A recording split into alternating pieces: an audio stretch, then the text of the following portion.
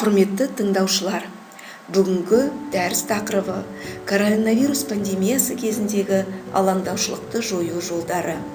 Ақтөбе автожол колледжі педагог-психолог Сәрсенғалиева Майра Тұрарбековна. Коронавирус Қытайдан бастау алған жаңа вирус. Ол алғаш Хубей провинциясындағы Ухань қаласында тіркелді. Коронавирус вирустың үлкен тұқымдасы. Ол жануарлар арасында, ішінде мүйізді ірі қара мал, мысық пен жарқанаттарда кең таралған. Бірақ ауру жұқтырған адамның көпшілігі жануарларға байланысты болмаған. Тұмаудың шығу жолы тәрізді ауа арқылы адамнан адамға берілуі мүмкін. Инкубациялық кезең 2 күннен 14 күнге дейін. 2019 жылы желтоқсан айында пайда болып, бүгінде дүние жүзін дүрліктіріп тұрған коронавирустың ресми атауы COVID-2019. Індет Қазақстанға да жеткен соң елде қауіпсіздік шаралары күшейтілді. Қазақстанда коронавирус жұқтырудың бірінші дерегі 13 наурызда тіркелді. Ол бірден 2 қазақстандықтан анықталған. Олар Германиядан келген. Ең алдымен дүниежүзілік денсаулық сақтау ұйымы жаңа коронавирусты пандемия деп атағаннан кейін мемлекет басшысы Қасым-Жомарт Тоқаев мәлімдеме жасады. Ол Қазақстанда төтенше жағдай жариялады. Бүгін мемлекет басшысы елімізде коронавирустың тіркелуіне байланысты қазақстандықтарға үндеу жасады. Қасым-Жомарт Тоқаев коронавирус уақытша түрделі екенін айтып, халықты сабырға шақырды. Елімізде коронавирус дерегі тіркелгеннен кейін белгілі әнші Марат Умаров желі қолданушыларын бір күлдіріп алды.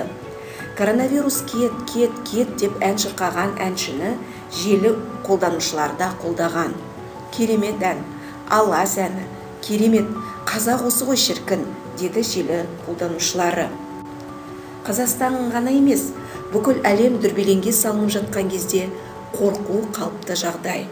Бірақ қорыққанға қос көрінеді дегендей, мұндай кезде үрей 2-3 есе үдей түседі. Ең бастысы сақтық пен сыни ой керек. Мемлекет тарапынан айтылып жатқан кеңестерге қойылған карантинге бағынған жөн.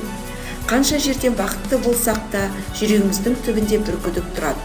Ол күдік көп ұзамай үлкен қорқынышқа айналады. Қорқыныштың себебі біреу ғана. Жалған дәлелдер шынайы болып көрінеді. Қорқыныш дегеніміз адамның жағымсыз оқиға мен соның нәтижесін тоқтатуға күші жетпейтіндігі туралы ойына қарсылық танытатын физикалық реакция. Көп адамның өмірлік қорқыныштары мүлдем орындалмайды. Мұның барлығы да қиялымыздан. Қорқыныш адам қалауының бір түрі. Сондықтан үйде отырып, мен коронавирус жұқтырған сияқтымын десе, демек, ол адамның өзі ауруды қалап тұр. Яғни ол өзі байқамастан бейсаналы түрде ауруды шақырады. Пандемияның жеңу жолдары қандай? Карантин талаптарын орындаған жөн. Уақытша екеніне сеніңіз. Жалпы вирус туралы ойламаңыз. Қорқыныш тудыратын сайттарды, бағдарламаларды қарамаңыз. Дұрыс ақпарат беретін, дәлелді фактілерді айтатын мемлекеттік жаңалықтарды тыңдаңыз. Алаңдаушылық туғызатын сенімсіз деректерді, үрей тудыратын жалған ақпараттарды әлеуметтік желіден қарамаңыз. Көңіл күйің қалай?